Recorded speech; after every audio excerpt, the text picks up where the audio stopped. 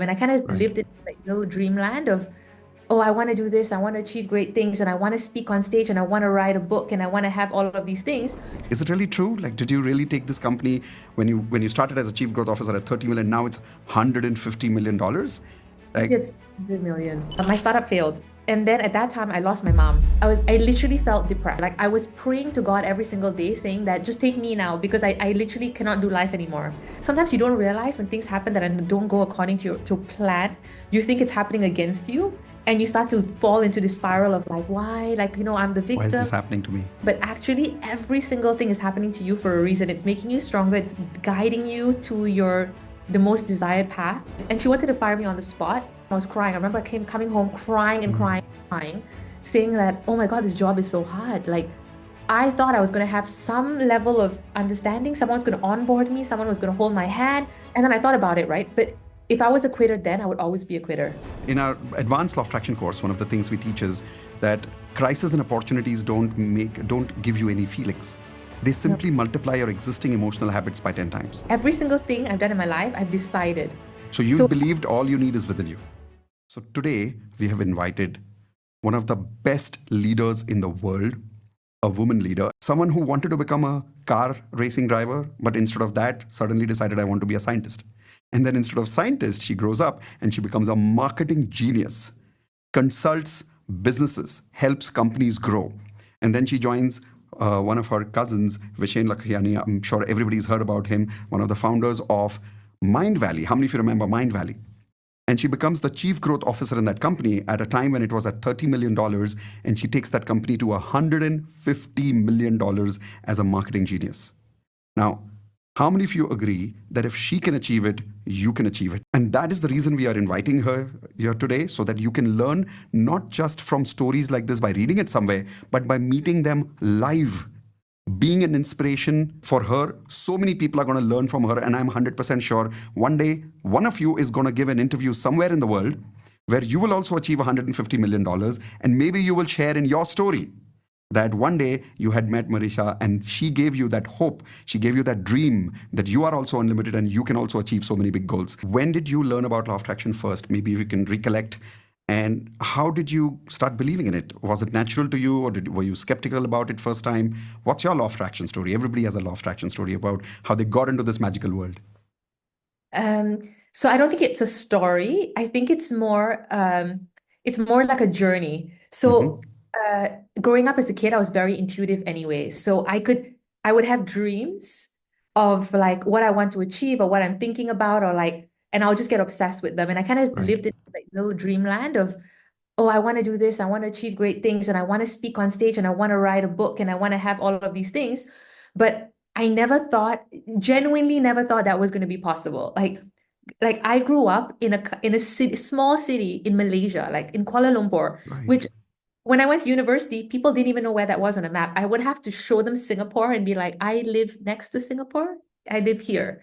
Because people didn't even know where that was. So Right. how would I put myself on a map if I never thought I would have that power or capability? Like, why would someone want to hear from me? Like, Right. who am I in this world, right? But you And still dreamt, you still had all these crazy ideas about becoming and doing all these things. like genuinely, I believe that I was here to serve people and I was here Wow. to make a dent. And I just didn't know how it was going to happen, but I knew I was going to do it. And Wow. I knew it was going to be a process, and I would just have to do the right thing at the right time and just continue, because to achieve any great thing, it really comes down to discipline. It's about doing the same thing over Mm. and over again, even though you hate it and it's hard, but doing it like you love it. Wow. Doing it like you love it, even if you hate it. I Even if love that. And you're just doing that like you love it, and you just keep doing a little bit every single day and not trying to accomplish big things. And I tell this to my team as well. Like, I know, like, I might throw a massive goal at you, but just break it down. What do you have to do today? What do you have to do tomorrow? And it suddenly starts to look achievable. So it was like that. It was like, okay, I'm just going to do the right steps. Okay, go to a university, get my degree, find a job, and then like start putting things in motion. And I Right. would believe that I eventually would get there and the universe would guide me. And I always felt like growing up, I felt like I was divinely guided. Wow. Like things would just happen and I wouldn't like it would happen for the best. And I wouldn't even know how it was happening, but I would always know like, okay, this is the best thing. Like I don't know how this path found, like how I found my way into this path, but I was Wow. always divinely guided. I always felt that. Amazing. So one of the questions that before you came, a lot of people actually asked me to ask you in WhatsApp. We have a group where people connect with me. And one of the very crazy questions there was because I shared a thumbnail with them that you've gone from like 30 million to 150 million. They really couldn't believe it. Like, is it really true? Like, did you really take this company when you started as a chief growth officer at 30 million? Now it's $150 million. This year Like, it's 200 million. it's really true. Yeah, this year it's 200 million. And Whoa. yeah, and it's been a process because so it sounds it so some people it sounds small, some people it sounds big. It's all Yeah. relative. Yeah. Uh, but the thing is that we've never taken a drop of investment money. Whoa. So So it's not like those crazy startup companies who take like $100 million and they call that their revenue. no, so it's literally self-funded, and it started off like when Vishen started this company, he started off with 20,000 ringgit, which is $5,000. Whoa. You know, he started with $5,000 from that he borrowed from his dad, and he lost it. He blew it, Ooh. and then was left with nothing, and was too embarrassed to tell his dad that he lost all the money through bad decisions, and decided to rebuild. And there was times when you're building a company, you notice you're an entrepreneur. There's times when you don't know if you're going to eat, you don't know if you're going to pay staff, you don't know if you're going to Mhm. have money tomorrow. Like it's being an entrepreneur is probably the hardest thing you got to do, Absolutely. but it's also the most fulfilling thing that you can ever do, right?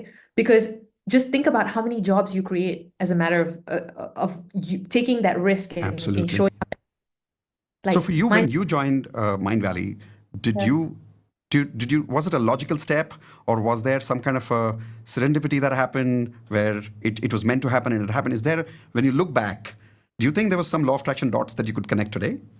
for sure. So I was actually had my own startup, and my own startup failed. So my whole life is about failing and then learning and failing and learning. My startup failed. And then at that time I lost my mom. So can you imagine finding hitting the lowest point in your life? What is like my biggest fear in life was losing my parent. And I was like, if I lose my parent, I don't think I'll recover from that. So I lost my business, which was my baby. I lost my parent, my mom, who was the closest to me in my entire life. Right. And at that time, I was like, okay, I need to do something that I literally felt depressed. I felt like I didn't know, I was a different person. I didn't want to get out of bed. I cut off all my friends. I didn't feel Mm. inspired. I had no ideas. I had a mental block. Wow, Um, that sounds unbelievable looking at where you are today. Yeah, so I literally thought I was game over. Like I was praying to God every single day, saying that just take me now because I literally cannot do life anymore. I was praying every single day and I was like, just take my life because I don't think I can live. Like if you don't take it, I'll find a way to take it.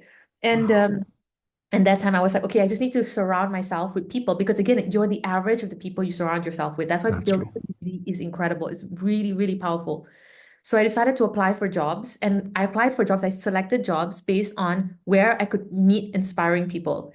So there Mhm. was like three companies that I applied to, and I was like, okay, I knew part of me was knowing that my mom was protecting me. I was like, my mom, she's always protected me, and I know she was going to protect me and she was going to help me through this. And I used to write letters to her. So to deal with the Wow. grief, I used to write letters to her about like what I was doing and what how I was missing her and what I wanted to accomplish and everything. And I felt like I was sending these letters to the universe, Mm. and somehow she was protecting me and she would guide me on this path.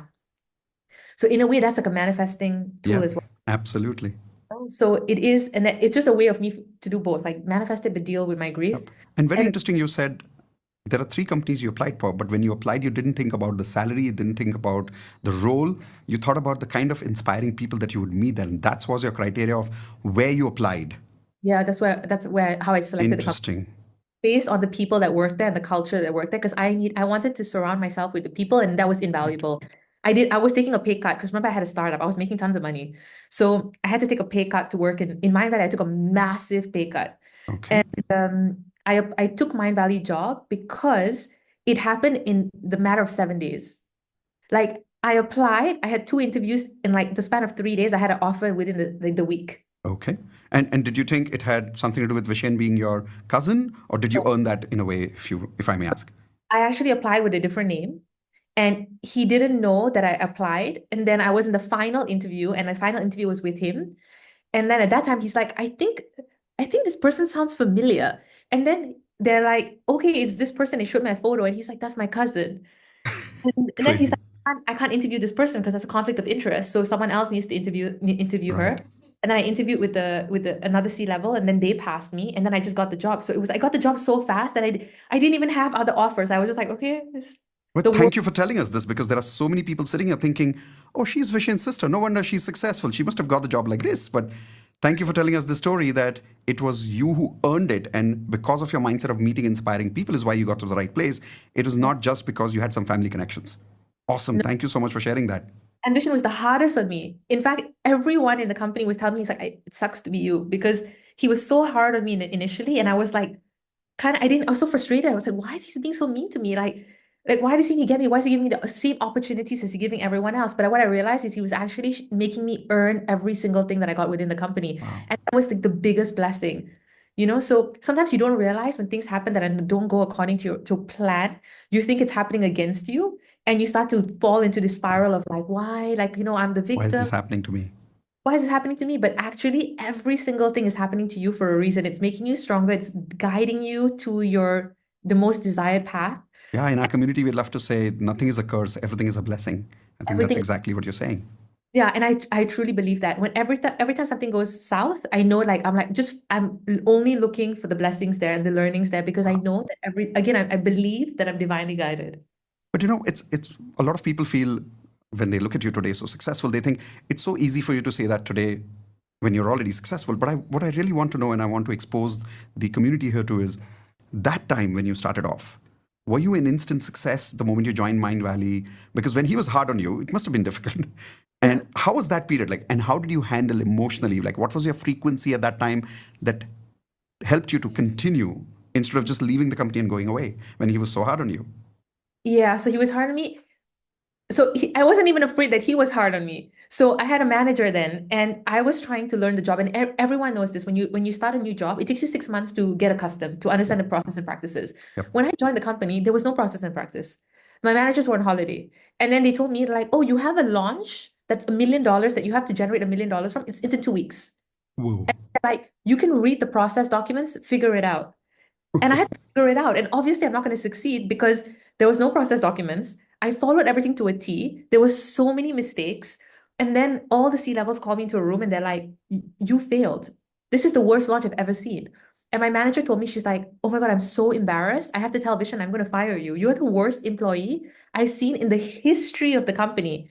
I was like, dude, the company has been around for like 14 years. Are you trying to tell me I'm the worst employee of 14 years? Can't be. I've had a company before. I had some feedback. She was so pissed and she wanted to fire me on the spot. And I was like, okay, calm down. I said, okay, I just need time to think about it. I need time to process. I just can't accept this. I couldn't accept this feedback. So a little bit of it was ego. Like, how can I be the worst? Like, Hmm. see, this can't be it. So I went home and I started the process. I was like, okay, where did I go wrong? Where did she go wrong? What was missing in the process? What could have made how could I have been successful? And then I wrote him, and at that time I was crying. I remember I came coming home crying and Hmm. crying, crying, saying that, oh my God, this job is so hard. Like I thought I was gonna have some level of understanding. Someone's gonna onboard me, someone was gonna hold my hand. Hmm. I felt like entitled, I thought that was like the bare minimum you would get in a job, right? Right. But no, like not everyone gives you In that no. moment, to pick your frequency and to understand what you were going through in those days, didn't you feel like quitting? Didn't you feel like just leaving the job? So I was on the verge of leaving the job. I was crying and crying and crying, saying the job was too hard. I just applied for another job. I had three options, maybe wait for something else to come through. What stopped And, you? and then I thought about it, right? But if I was a quitter then, I would always be a quitter. Hmm. I was not a quitter. Like, and everything is hard. So if you think about it, when you first ride a bike, when you first drive a car, when you first start a company, it is always hard, Yep. but it always gets easier. So that's the one thing that's for sure, that it was Wow. going to get easier. So I just needed more time. So I wrote to Vision and I told Vision I apologize. I take full ownership of what happened, but Wow. I also know that there were gaps. I said there was no onboarding, the processes were off. I followed it, I didn't understand it, I still executed it wrong. So Right. there's room for improvement. I said fire me in 30 days. At least give me 30 days to fix the processes and then you can fire me. Hmm. I said, give me 30 days, let me fix the processes because I know what's broken, and then find me and I'm be totally cool, but at least let me do that. So you And asked for it. You actually believed in yourself and you said, it's okay if you fire me, but give me 30 days to yeah, prove so myself, to correct myself. because I want to add value, at least give me a chance to add value and then fire me. I'm totally cool with that. Wow. And then he was like, okay, you have 30 days. So you give me 30 days. I started to fix all the processes and I can't even tell you. I worked every single weekend. I was the last one to leave the office. I studied every marketing book. I learned every process. I read every DNA, every document. I rebuilt everything from zero. And in 30 days, I got really good. Wow. So the meetings that I was having and the ideas that I was proposing, everyone was starting to love those ideas. They're like, oh my God, I really love that idea. Those ideas were starting to work. Because I was learning so much, I was able to really, really add value to other people's Wow. ideas, right? Wow. So because of that, they were like, okay, we want to keep you on. And Amazing. I went from being the worst employee to being like, One of the okay, best. bad. Wow. You know, So we in our advanced law of attraction course, one of the things we teach is that crises and opportunities don't give you any feelings. They no, simply multiply your existing emotional habits by 10 times. And what I saw in your pattern was that even though you were fired, which potentially was a crisis in that time in your life, but it multiplied what you truly had inside you, which was not a quitter. yeah, You decided to sustain, you decided to be there and to ask for another chance and to take more responsibility. That got multiplied. But I think that was part of you already, and that is why that got multiplied. How important is it to work on that emotional pattern more than just looking out for another job? Because it's so easy for people to think, okay, let me just get another job. yeah. But how important is it to work on that emotional pattern as per you? Because the average person is going to say, okay, I'm going to go for another job. Or if it gets hard in the business, I'm going to quit the business. Or if it's hard in a relationship, I'm going to quit the relationship. But you're never going to have a successful relationship or a successful business or a successful job. It's never the next time. It's never the next time. So it's very important. So I do this as a like a habit. Every time things don't go right, I sit down and I journal. I sit Wow. down and I journal and I understand where am I wrong? Because it's very easy to also pinpoint fingers. Oh, my manager was bad. The processes were bad. This thing was not right, and I'm right, but everyone else is wrong. But Mm. there's always three sides to a story. The first side is like my side, my version, the other person's version, and then the truth that's in the middle. Wow. So, and I always try to find the truth, which is like, okay, where did I go wrong? What did I do right? What could I have done better? How could I have communicated better? I could have also raised the concerns earlier, saying, I don't think it's gonna be successful because I don't understand what I'm doing. Or this thing is not right. Can we fix the process? But I didn't do Wow. that. So I have a hand to play, right? So once you Wow. understand those and you fix those patterns, then you get better, you get smarter, you start to make better decisions, you start to add more value. Amazing. So Amazing. in everything. It's even relationships, friendships, fights, like every single thing. It's always good to sit with you and understand what were your patterns? What could you have done better? Because Beautiful. always two hands to clap, and it's never always the other person's fault. It's also your fault, and you need to take ownership and accountability. Wow. That is a different level of belief that we are identifying here. If I had to ask you from morning to evening, what Mhm. are some of the emotions that constantly guide you? What's your emotional pattern? Like, if I had to ask you on the top of your mind, what are the top 3 or 5 emotions that you live your life by as Right. emotional words? What would those words be from the time you wake up till the time you sleep? Emotional words. Okay, I don't know what emotional words would be, but So, happy, excited, grateful, I inspiring. I always start my day with gratitude and intention. So it's always about like, what am I grateful for? Because just like waking up, feeling energized, like looking at my view, looking at my apartment, I always like start my day with that because it sets you in a completely different frequency Yep. for the day. So always start my day with gratitude. And it could be as simple as like, I even start all my meetings with gratitude. Oh, wow. So all my meetings start with, especially my main manager meetings, it starts with gratitude about what they're grateful for. And it could be, I'm grateful for salt. I'm grateful for the sky. I'm grateful for the weather. I'm grateful for my mom. But I get to know their stories on a deeper level Wow. because they'll tell me like that's a way of knowing what's happening in their life, like what Mm. is exciting for them. So gratitude is very important for me. Setting intentions is very important for me. Wow. So I want to have a great day. So I always start off with like, I'm gonna have a great day. This meeting's going to be amazing. I'm going to solve this. I'm going to achieve this today. Or, if something that a discussion that I want to have, I'm going to have an amazing discussion with this person. So kind of setting my intentions.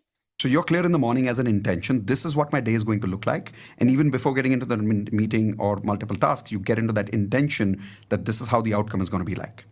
How the outcome's going to be like. In my head, Wow. so I Wow. always do things by deciding this is going to happen, that's going to happen.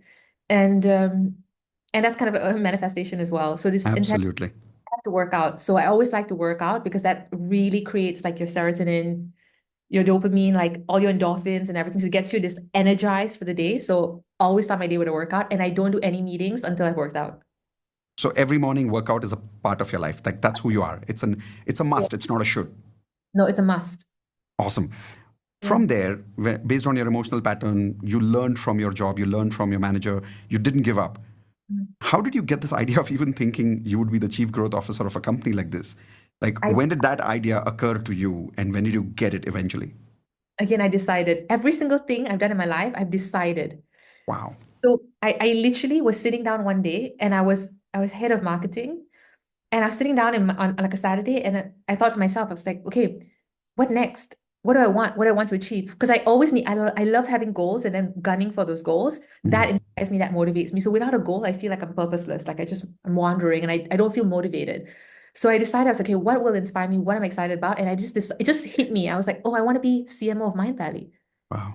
And then I Chief had to marketing officer. the chief marketing officer. So I worked my way back. I said, okay, if I want to be a CMO, I need people to treat me like a CMO. Hmm. Okay, so how do I get people to treat me like a CMO? That means I need to have the conversations. What conversations would a CMO have? What kind of planning would a CMO do? What will they be reading? What will they be learning? And I started to journal. Okay, so they will Wow. be reading this, they would be learning this, they would be having these conversations, they would be talking about this.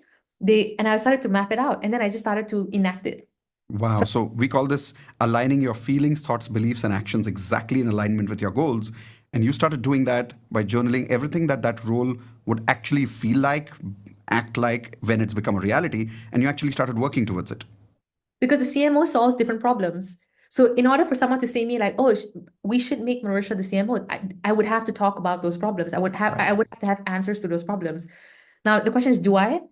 And I can only have that if I'm learning about it, right? So I have to read Right. about it, understand how to solve it, what kind of conversations they have, what is budgeting and planning, who are the biggest partners of CMO, the CFO. So I started hanging out with the CFO. I started talking to the Wow. CFO, asking her what her biggest challenges are. How can I add value? How can I solve it? And just after having those conversations, it started changing my mindset of like really embodying what a CMO would be like. Immediately, they saw me as the CMO. Wow. When this was happening, and this is again for people who are listening right now, many times they feel like I've created a huge goal, but then my mind starts doubting me. And as a reflection, sometimes people in my life start creating those doubts for me, saying, you can't do it. You know, in Hindi, we say, tumse na hoga. Like, you won't be able to do it. Didn't that ever happen to you where your mind said, like, come on, girl, what are you thinking? Chief marketing officer of such a huge company. Did people doubt you sometimes? Did you doubt you? Yeah. So the truth is, every single person in your life is going to doubt you, including your parents. Mm. Like my parents have doubted me more than anyone has ever doubted me. Wow. So, and they do it out of love. They do it out of Of course. protection. It's not out of spite. It's Because out they of, don't want you to fail. they don't want me to fail. So every single person in your life is going to doubt you. Your teachers are going to doubt you. Your friends are going to doubt you. Your parents are going to doubt you. Your siblings are going to doubt you. They're So all that going to, happened with you? every single person in my life has doubted me. How Like, did you react when someone said, come on, you can't be the CMO, man, this is too much?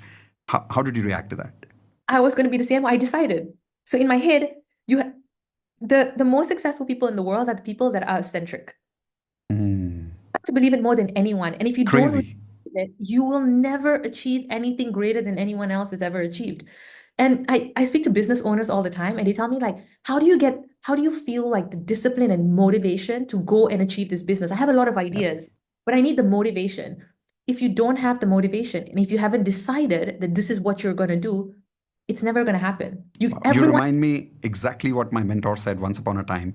He said, when the whole world is doubting you, that you need only one person in the world to believe in you, and that is just one person, and that's you. yeah, that's And I it. think that's exactly what you practiced, where the whole world was doubting you, you continued believing in yourself, and that's how you attracted that role. So once you got that, because of your manifestation, you attracted that role.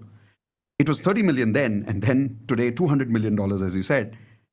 How was that journey? Like, to even think of a number like this and without any experience, how did that journey go when you came up to the team and said, okay, guys, let's take this from 30 million to 60 million?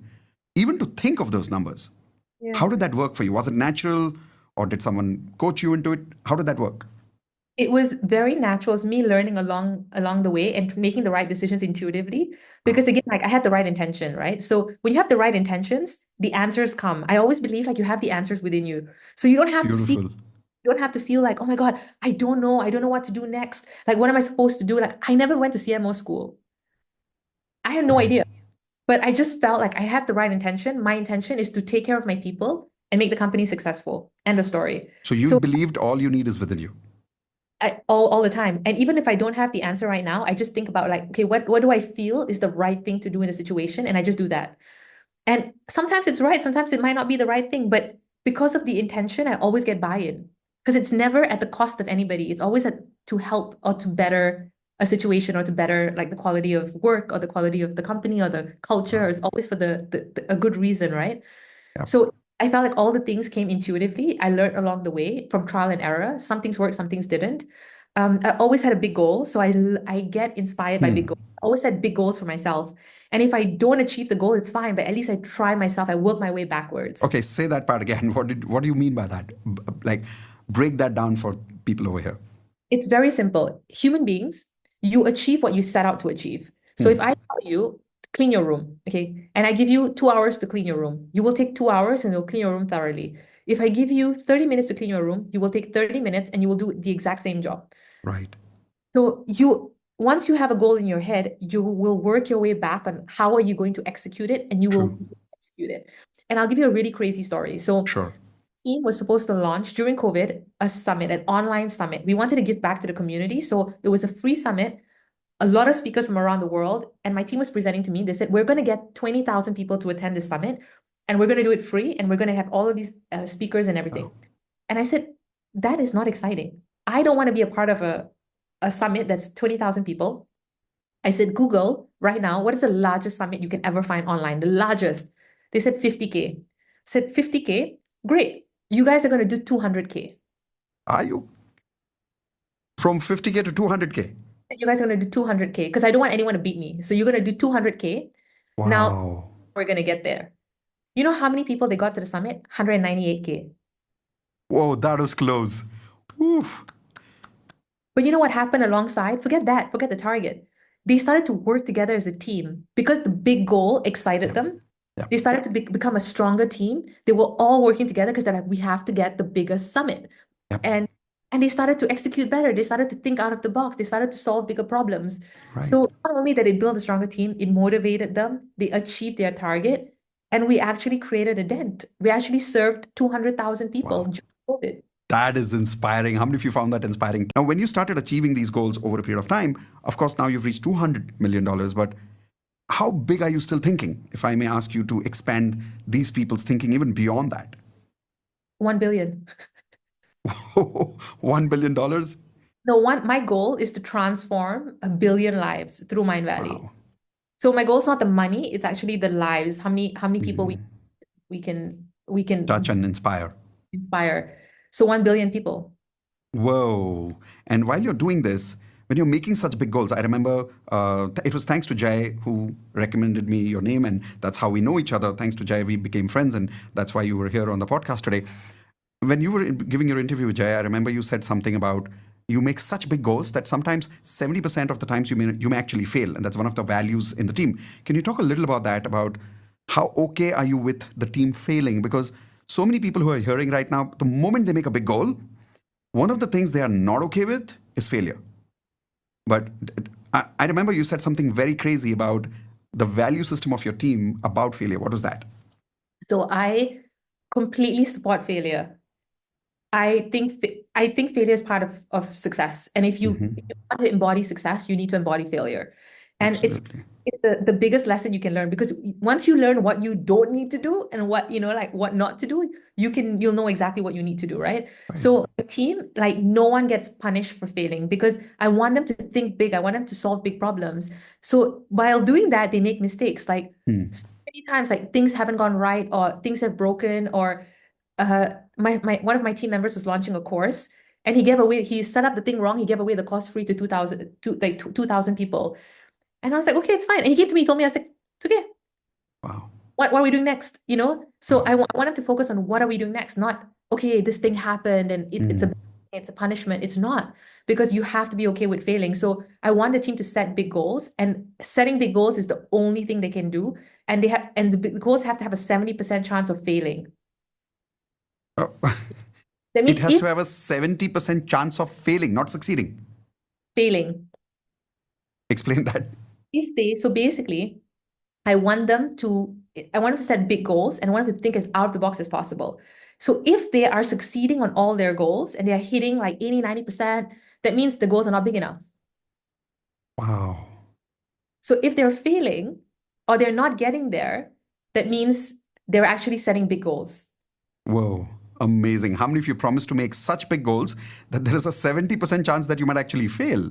But that's okay. At least you're expanding your thinking. Expanding your thinking because then you'll figure out how to get there. I'll tell you a really crazy story. Please. So I have a fear of public speaking, a fear. Okay. I get crippled and paralyzed when I speak in public. Then I thought, I was like, okay, I decide. So I told you, I make a goal, I decide this is going to be it. Then I just do the work. Even though the work is scary, even though I hate it, I still do Mm. it. I know, and I do it like I love it. So people don't know, but genuinely hate it. So I decided, okay, I want to become one of the best marketers, female marketers in the world. How do I become Mm. one of the best female marketers in the world and be a voice for women? Because women don't speak up, women Yeah. don't apply on stage, they hide their power. I was like, I want to show women that they can do this, and they can do this from being a small town person with an accent that might not speak perfect English, that might be brown skin. It doesn't matter. Whoa. So I decided, I'm like, I look for all the best marketing conferences. I picked like one of them, and I won on it. And I picked that, and I was like, I'm going to apply to be a speaker. Even though I had a fear of public speaking, I said, that's how I'm going to achieve my goal, doing the hard thing. Wow. Right? Then they confirmed me as a keynote. Whoa. And they Amazing. me as a keynote. And I went like crippled because I was like, oh my God, I don't even know how to public speak. I haven't spoken anywhere. Like, this is my first time. So I was like, okay, now that I have a month, I have 30 days, I can figure out how to learn public speaking. So I bought the courses, I practiced, I made my deck, I started to pitch to friends, I started to watch videos, I started to learn. And I was like, okay, even if I fail and I suck and they never ask me to speak again, I have gotten this out of my body, my system. Wow. Amazing. So you set a goal for something you were scared of most instead of avoiding it. In our language, we say, let the tiger run behind you. You don't run behind the tiger because the goal is the tiger. You can never run as fast as the tiger. And when you declared that you're going to be part of that conference, you made the tiger run behind you, and now you had 30 days to prepare yourself. And then from that Wow. conference, there was 50,000 people that attended the conference, by the way. From that conference, I got another conference that had 90,000 people attending that conference. This is crazy. What's the largest you've spoken with? 90,000. 90,000? Wow, amazing. If you had to share one of the biggest beliefs that helps someone like you reach where you are and even think about going to a billion people, what's that one or two beliefs that you would like to transfer to the audience here? So the first belief is that no one is going to believe in you. No one is I going to, like that. no one owes you anything. No one is going to believe in you. No one is going to come and save you. And no one is everyone is going to basically tell you you can't get there. Right. So if you go and tell someone that I want to be making like $1 million a month, they're going to tell you you're crazy and they're You're going to laugh. crazy. They're going to tell you you're crazy, you're going to laugh. But that doesn't mean that's true. Right. Only you decide what's true. So Wow. if you decide, so that's my first thing is like always decide that this is what you want. And once you commit to that, if you can commit to yourself and you can commit to that idea, you can make it happen. That's without a doubt. Wow. But most people don't commit. That's true. If I had to ask you one crazy story of law of attraction, like something so crazy that even you thought like this is truly magical. Have you ever experienced something like this? Something that you can remember off the mind? Something in your past that happened like wow, how did this happen? And you had manifested and it just worked out. I think it's like my whole life is full of that. Wow. I mean, so like in my head, I had a number of how much I wanted to earn. And I was like, okay, I'm going to make this amount. And in my head, while I was saying that number, I stretched the number and I was like, yeah, I don't know how I'm going to get there, but this is the number. And that happened. In fact, this every year, what I do is I actually map out goals for myself for all of these 12 categories. Mm. And kid you not, Q1, I've achieved 70% of the goals. Wow. So like 70% or so. So that 70 means 30% is still a failure, and that's okay. still a failure, but 70% I achieve. And then I rewrite my goals because I'm like, thought too small again. And then I go and rewrite again, like, okay, what else am I going to do? Because like I was like, okay, in my health and fitness, I want to be doing 8K, I want to do 8K steps a day. I want to have like a trainer and I want to do like this mobility course and I want to be able to do this. And I want to do a photo shoot where you can see my abs. Nice. So I write all of this stuff down, like specifics. And I said, okay, in my quality of life, I want to buy an apartment. I bought an apartment like 2 days ago. Wow. Congratulations.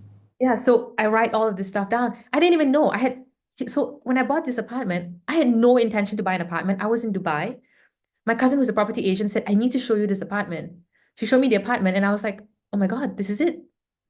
Wow. And then it's like, Amazing. You attract to the right oh, place. by the way, it was sold out. And she's like, it's sold out. And then 2 days ago, she said, oh my God, the last unit, they want to sell it to you. Are you interested? And I was like, yeah. So Amazing. and then when I strike every week and every month, I look at my goals again and I say, okay, what have I achieved and what do I have left to achieve? And I'm always like keeping that fresh of mind, like reminding myself that I have to achieve it. Yeah. Uh, This is truly amazing.